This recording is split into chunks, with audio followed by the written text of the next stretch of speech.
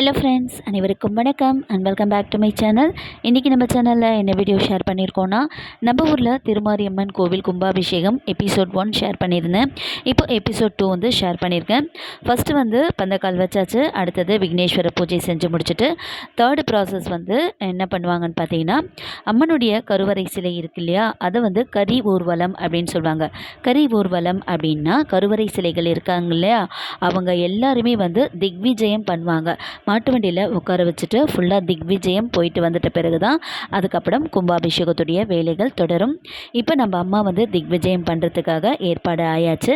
அந்த காணொலியை இந்த வீடியோவில் பார்த்து அம்மாவுடைய ஆசீர்வாதத்தை பெற்றுக்கோங்க.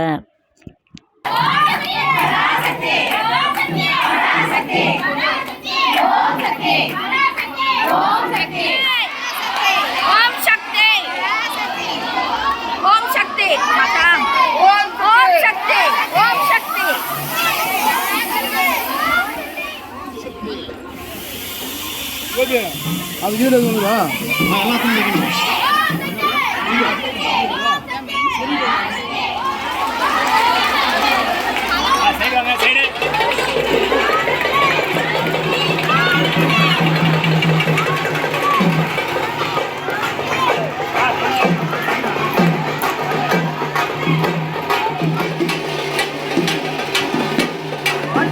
அம்மனுடைய கருவறை சிலைகள் வந்து நம்ம வீட்டுக்கிட்ட ஊர்வலம் வரும்போது ஒன்லி வந்து மஞ்சள் தண்ணி மட்டும்தான் ஊற்றணும் அப்படின்னு சொல்லியிருந்தாங்க. அதனால் மஞ்சள் தண்ணி கலந்து வச்சு அம்மாவு மேலே ஊற்றுறதுக்காக ரெடி பண்ணி வச்சுருந்தோம். இப்போ அதையுமே பார்க்கலாம்.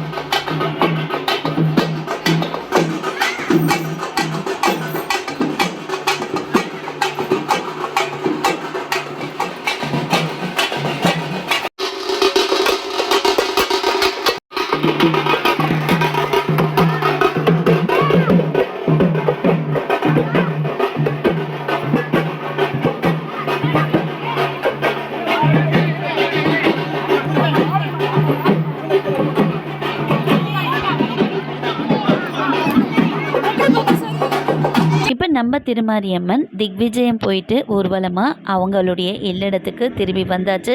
இப்போ அடுத்தது என்ன செய்வாங்கன்னு பார்த்தீங்கன்னா, அம்மனை உறங்க வைக்கிறதுக்கு புதிய பெட்ஷீட்டு தலைகாணி எல்லாம் போட்டு அவங்கள வந்து உறங்க வைப்பாங்க. அந்த விதிமுறை தான் நடந்தது.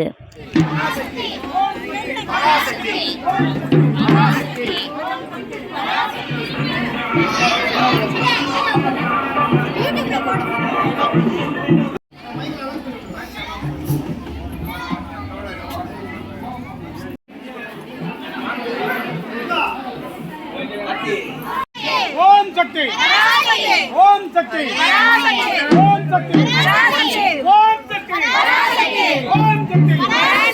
ஓம் சக்தி, ஓம் சக்தி,